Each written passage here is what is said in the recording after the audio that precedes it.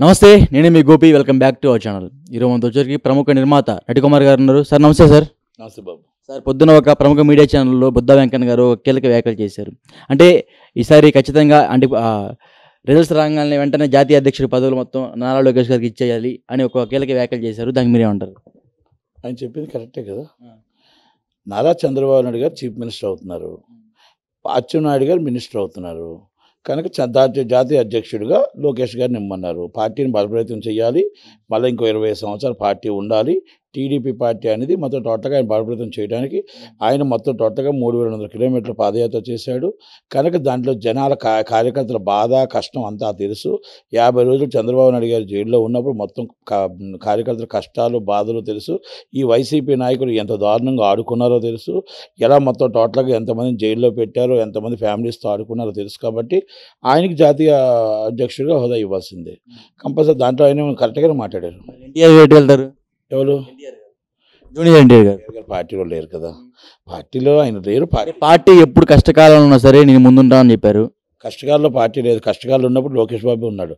ఆయన జైల్లో ఉన్నప్పుడు లోకేష్ బాబు ఉన్నాడు. కష్టకాలంలో ఉన్నప్పుడు ఏ సినిమాలు రాలే, ఏ చుట్టం రాలే, ఏ బంధువు రాలే. ముష్టెత్తుకున్నాం, అడుక్కున్నాం, రండి బాబు రండి, రిక్వెస్ట్ చేసాం, రాష్ట్రాన్ని కాపాడండి, అలాంటి వ్యక్తి జైల్లో ఉండకూడదు, రండి, అలాంటి వ్యక్తి జైల్లో ఉండకూడదు. ప్రతిపక్షాన్ని గొంతు నొక్కేశారు. ప్రతిపక్షం అనేది చంద్రబాబు నాయుడు గారు ప్రజల్లో ఉండాలి నిత్యంగా, రండి రండి రండి అని బతిమ్మలాయడం. కాళ్ళు ఒకటే పట్టుకోలేదు అందరికీ నేను ఆయనకని చెప్పట్లా.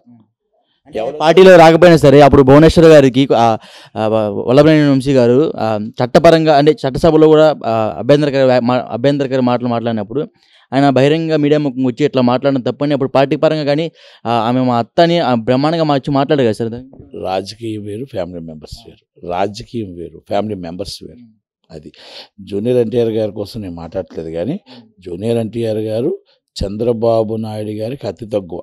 నందమూరి ఫ్యామిలీకి ఆయన బాలకృష్ణ గారి కొడుకు, నందమూరి తారక రామారావు గారి అబ్బాయి. వాళ్ళ మిస్సెస్ వచ్చి నార్ని శ్రీనివాసరావు గారి కూతురు. నార్ని శ్రీనివాసరావు గారు అంటే వాళ్ళ మిస్సెస్ వాళ్ళ అమ్మగారు స్వయాన చంద్రబాబు నాయుడు గారికి మేనగోడల కూతురే కదా. ఈజ్ ద దగ్గర రిలేషన్. వాళ్ళ చెప్పు చేతుల్లో ఉంటారని చెప్తే దేని చెప్పు చేతులు ఉంటారు? చంద్రబాబు చెప్పిన మాటలు అంటారని. బాగుంది, వాళ్ళకి ఇష్టపడింది వాళ్ళు చేసుకున్నారు. ఆయన మళ్ళీ దాంట్లో ఆయన తీసుకొచ్చి ఎందుకు కలుపుతావు? చంద్రబాబు నాయుడు గారు వచ్చి ఆయన చెప్తారు ఉండడం కాదు. పెళ్లి సంబంధం చేసేటప్పుడు సంబంధం మంచి సంబంధం అని వీళ్ళని ఇద్దరిని కలిపి దగ్గర సంబంధం కదా కలిపారు. పెళ్లి దగ్గరుండి ఘనంగా చేయించారు, అంత బాగుంది. Is family members. Is different. రాజకీయం ఇస్ డిఫరెంట్. రాజకీయంలో ఆయన రాజకీయాలకి రాను అన్నారు, రాజకీయాలకు రారు కూడా. ఇప్పుడున్న పరిస్థితుల్లో ఆయన ఇంకా 10-12 సంవత్సరాల సినిమాలు ఆయన డేట్స్ ఇవ్వడానికి ఖాళీ లేవు. అలాంటిది ఆయన రాజకీయాల్లోకి ఇప్పుడప్పుడే రాను అన్నాడు.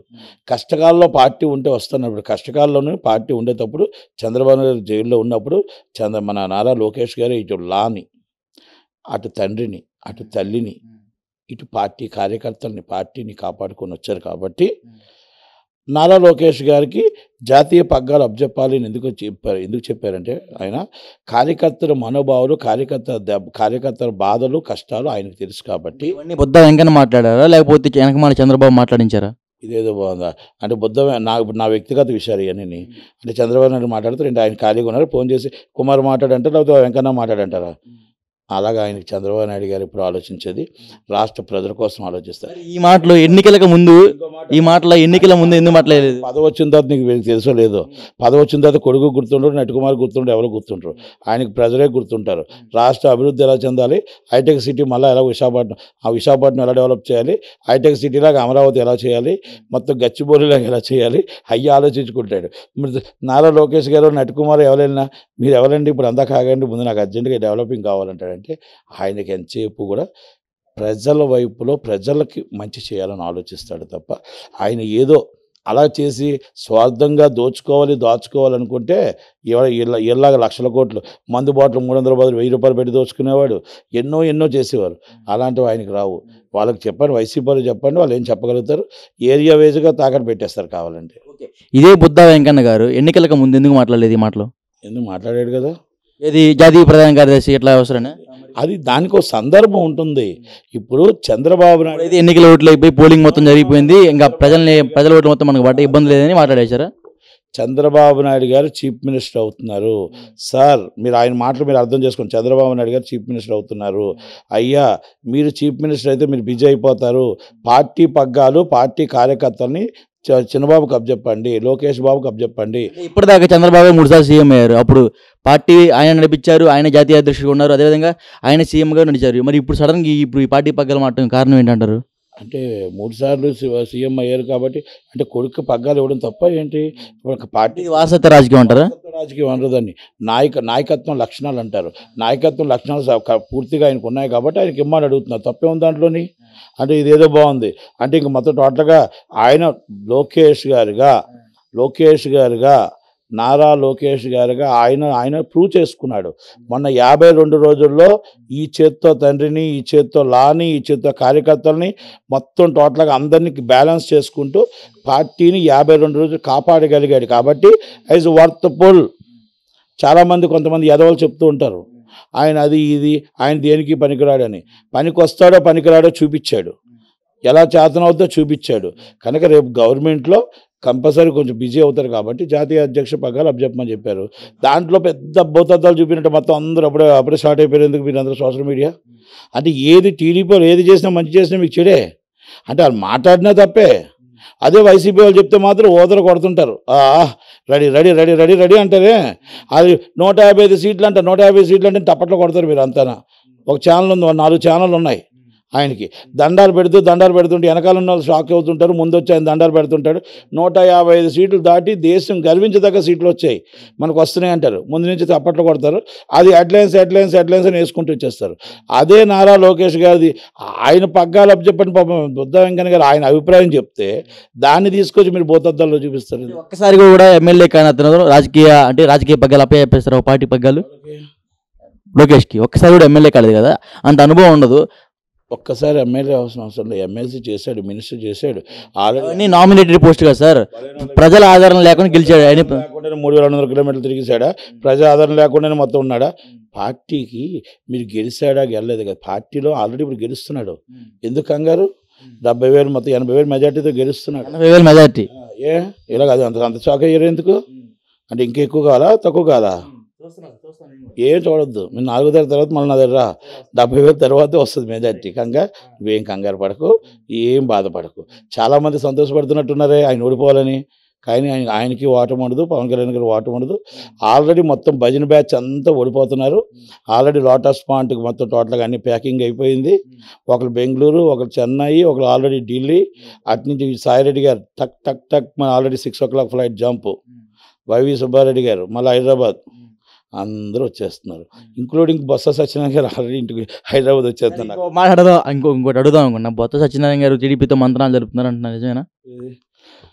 ఆయన పీసీసీ అధ్యక్షుడు. ఆయన టైం బాగాలేక సీఎం అవ్వలేదు తప్ప ఆయన సీఎం అవ్వాల్సిన క్యాండిడేట్ని తీసుకొచ్చి జగన్మోహన్ రెడ్డి గారు నించోబెట్టారు. ఆయనకు కూడా అవమానంగా ఉంది, కానీ ఏమి చేయలేని పరిస్థితుల్లో నించోవలసి వచ్చింది. ఆయనకు కూడా అవమానంగానే ఉంది. ఆయన పెద్ద నాయకుడు, చిన్న నాయకుడు ఏం కాదు. ఆయన రాజకీయ లబ్ధి కోసం ఏదైనా చేస్తాడు, దేంట్లో జాయిన్ అవ్వాలనుకుంటారు. తప్పే ఉంది దాంట్లో. రాజకీయాలు శాశ్వత శత్రువులు శాశ్వత మిత్రులు ఉంటారు. మీరు అదే గుర్తుపెట్టుకోండి. శాశ్వత శత్రువులు శాశ్వత మిత్రులు ఉంటారు, వస్తూనే ఉంటారు. ఏ పార్టీకి రావచ్చు. అది సో ఫైనల్గా అయితే ఇంకా జాతీయ పగ్గాలు అయితే లోకేష్ గారికి ఇస్తారంటారు? ఇస్తారని మేము అలా చెప్తాం. ఆయన వ్యక్తిగత మీ అభిప్రాయం చెప్పండి. బుద్ధ వెంకన్న గారు చెప్పినట్టు మీ అభిప్రాయం చెప్పండి సార్. దాన్ని నేను ఏకీపించాను. ఆయనకి ఇస్తే మంచిదని చెప్పాను. ఇవ్వాలా వద్దా అనేది పొలిట్ బ్యూరో సభ్యులు ఆ పొలిట్ బ్యూరోలో మొత్తం మీటింగ్లో నిర్ణయించుకుంటారు. ఎవరికి ఇవ్వాలి, ఎవరి పగ్గాలు ఇవ్వాలని. చంద్రబాబు గారి ఇష్టమో, లోకేష్ గారి ఇష్టమో, నటికుమార్ ఇష్టమో కాదు.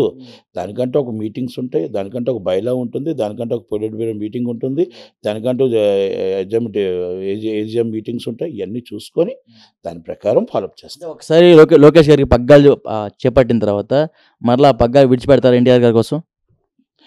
ఎందుకు విడిచిపెట్టారండి? నాకు అర్థమే కావట్లేదు. ఎన్టీఆర్ గారు రాను అంటే మీరు ఎన్టీఆర్ గారు అంటారేంటి? ఎన్టీఆర్ రానని చెప్పారా? ఆయన ఏం చెప్పాడు? సినిమాలకు బిజీగా ఉన్నాడు, ఇప్పుడప్పుడే వచ్చే పరిస్థితులు లేదు అన్నట్టు చెప్పారు. అయిపోయింది కదా. దానికి మరి చెప్పలేదా? ఇంతకుముందే చెప్పాడు కదా.